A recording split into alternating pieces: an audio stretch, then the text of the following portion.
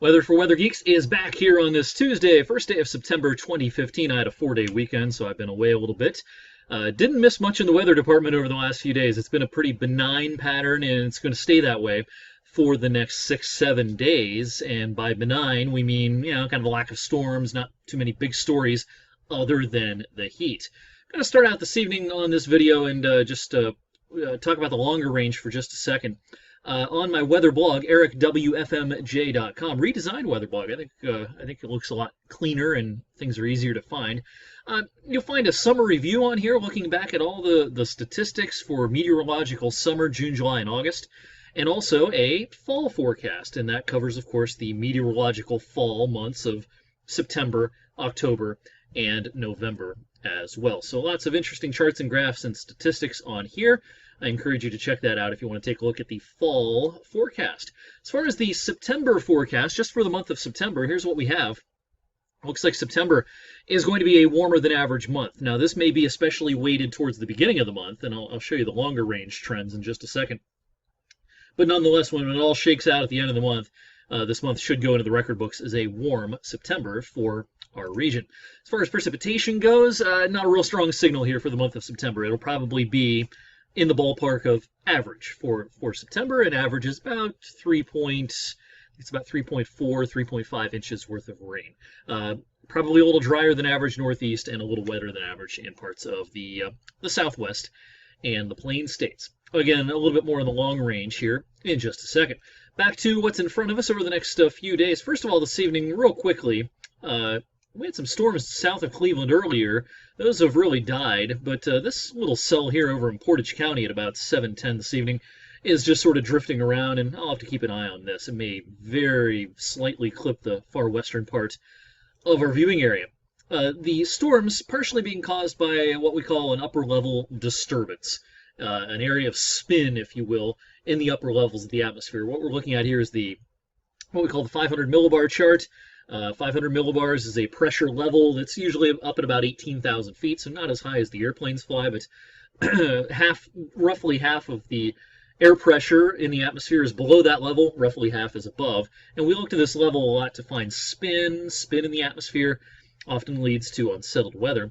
Anyway, as you can see, there's a disturbance out here with this colored area across the Ohio-Indiana border. Now, as we go into tonight and tomorrow, we'll watch this go into motion here, and this will push south of us. So by the middle of the night tonight, that disturbance is moving through the southern half of Ohio, and by tomorrow morning, it'll be pushing down into parts of West Virginia and weakening as it does so. But nonetheless, this is what is responsible for the real scattered shower and thunderstorm activity that we found across parts of Ohio and Indiana this evening. Now, as we get into the day tomorrow, and as this passes to our south, maybe just close enough that we might have to be a little bit concerned about a stray, and I mean stray, shower or thunderstorm here locally tomorrow. I'm going to show you the NAM model here for midday tomorrow. Notice not a whole lot being shown on the NAM here at midday as we get into the mid and late afternoon. Now, there's some specks of green here, real widely scattered stuff tomorrow, much like today. We've got a 20% chance in our forecast, so if you're heading to the Canfield Fair tomorrow or doing anything that involves the outdoors, certainly go ahead. Just plan on a hot day, of course. Temperatures tomorrow will be off to the races tomorrow afternoon. Let's see here, 85, 86 degrees. This is by late afternoon, so the highs will probably be a few degrees above that. So 87-ish for a high temperature tomorrow. Rest of our forecast is pretty ho-hum. You can check out the 7-day forecast tonight on 21 News at 11. I'll put it on social media as well. Lots of days coming up, just like tomorrow, with high temperatures between 85 and 90. Very, very small chances for thunderstorms, and it's just going to be a really, really hot Canfield Fair. Come see us in the WFMJ tent. Bob and Leslie and I will be there Saturday from 9 to 1. And then Sunday, Dana will be there on Sunday as well. We'll be there from 1 to 5. So look forward to meeting a lot of you at the fair this year. Be sure and check out, all the giveaways and things like that in the tent starting tomorrow.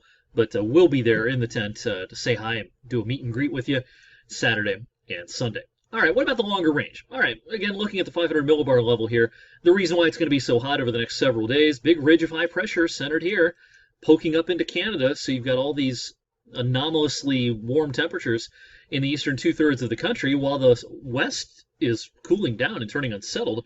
Good news for them, they really need the rain, of course, out west. So that's the general pattern through Labor Day. Now, as we get into next week and a lot of us head back to work and school by Tuesday, notice that ridge has been squashed some by Tuesday. As this disturbance, this area of low pressure, moves across the U.S.-Canadian border, it will have a push of cooler air with it, and maybe some showers and storms as well. That'll be on Tuesday, maybe into Tuesday night. Second half of next week, though, that cool pocket heads out into the Atlantic, and watch what happens by the following weekend. So here's Friday evening, the 11th. We've got another ridge across the southeast and northeastern U.S. Now, this does not look as hot as the current pattern, but this could promote some above-average temperatures again as we head towards the very last part of next week into the following weekend. So any cool down after Labor Day is going to be fairly brief. We might go below average briefly, but I think the cool down is mostly just kind of back to average, and then we'll pop back above average as we head towards next weekend. In the real longer range, here's the GFS ensemble then as we go into right in the middle of the month. Here's the 15th. We have a big ridge poking up along the west coast, and a lot of times when that happens, downstream there's a trough, and sure enough, there's a trough of low pressure shown here in southeastern Canada and the northeastern U.S. Doesn't look like a real chilly pattern for us, but this pattern screams to me in mid-September a lot of temperatures in the 70s for highs and comfortable nights as well. So that's kind of the trends as we go out through time on the GFS ensemble model here, taking us through mid-month. Here's the climate model, and I'll breeze through this real quickly. Next 10 days, warmer than average. Following 10 days, we start to see a little bit of a pattern change, and then the latest climate models here are suggesting that the end of September could be a little cooler than average. Not a real strong signal here, but certainly the best chance for warmer than average temperatures will be during the first half of September, leading to overall a warmer than average September for the Mahoning and Chenango valleys. That is tonight's weather for Weather Geeks. Again, check out my blog, ericwfmj.com, and the full 7-day forecast coming up tonight on 21 News at 11. Have a great night.